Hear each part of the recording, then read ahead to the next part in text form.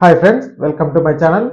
Budget 2026-27 పెరుగుతున్న ద్రవ్యోల్బణం, జీవన వ్యయాల కారణంగా ఆదాయపు పన్నులో మరింత మినహాయింపు కల్పించాలని మధ్యతరగతి ప్రజలు కోరుతున్నారు. ఫిబ్రవరి 1వ తేదీన ప్రవేశపెట్టే బడ్జెట్లో ఆదాయపు పన్ను మినహాయింపు పరిమితిని పెంచాలని కోరుతున్నారు. ఈ క్రమంలో సెక్షన్ 87A రిబేట్ పెంచి పన్ను పరిమితిని 15 లక్షలకు పెంచుతారనే వాదనలు కూడా వినిపిస్తున్నాయి. అయితే ఈ విషయంపై ట్యాక్స్ నిపుణులు ఏమంటున్నారో ఆ వివరాలు మనం ఈ వీడియోలో తెలుసుకుందాం.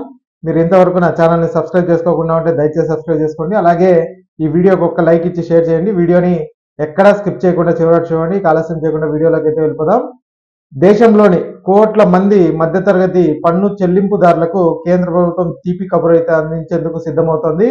రాబోయే బడ్జెట్ 2026-27లో కొత్త పన్ను విధానం న్యూ ట్యాక్స్ రెజిమీ కింద ఆదాయపు పన్ను రాయితీలను భారీగా పెంచే దిశగా అడుగులు వేస్తున్నట్లు తెలుస్తుంది. తాజా సమాచారం ప్రకారం ఆదాయ పన్ను చట్టం సెక్షన్ 87A కింద ఇచ్చే పన్ను రిబేట్ పరిమితిని ప్రస్తుతం ఉన్న దానికంటే గణనీయంగా పెంచి దాదాపు 1,50,000 వరకు చేసే అవకాశం ఉందని నిపుణులు అయితే అంచనా వేస్తున్నారు. ఇంతకీ ఏమిటి సెక్షన్ 87A, దీనివల్ల ఏం మారుతుంది, ఎవరికి లాభం అనే వివరాలు మనం చూస్తాము. ప్రస్తుత నిబంధనల ప్రకారం కొత్త పన్ను విధానంలో 12 లక్షల వరకు ఆదాయం ఉన్న వారికి రిబేట్ అయితే లభిస్తుంది. గతంలో ఇది 7 లక్షలుగా అయితే ఉండేది. ఇప్పుడు మనకి లాస్ట్ 2 ఇయర్స్ 3 ఇయర్స్ నుంచి 12 లక్షలు అయితే చేస్తారు. అయితే రాబోయే బడ్జెట్లో ప్రభుత్వం ఈ పరిమితిని మరింత విస్తరించాలని భావిస్తుంది. సెక్షన్ 87A రిబేట్ కారణంగా 12 లక్షల ఆదాయం వరకు ఎలాంటి ట్యాక్స్ అయితే పడడం లేదు. అయితే సెక్షన్ 87A రిబేట్ను పెంచడం ద్వారా 15 లక్షల వరకు కూడా వార్షిక ఆదాయం ఉన్న ఉద్యోగులు కూడా ఎటువంటి ఆదాయ పన్ను చెల్లించాల్సిన అవసరం లేని పరిస్థితి కల్పిస్తున్నట్లు వాదనలు అయితే వినిపిస్తున్నాయి.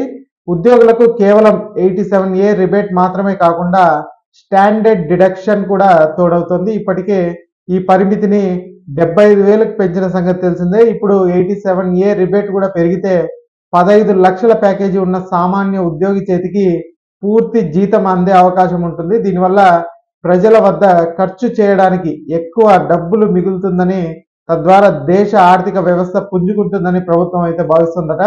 ఇక దీనికి సంబంధించిన నిపుణులు ఏమంటున్నారో ఒకసారి చూసినట్టయితే, గత ఏడాది బడ్జెట్లోనే సెక్షన్ 87A రిబేట్ భారీగా పెంచారు.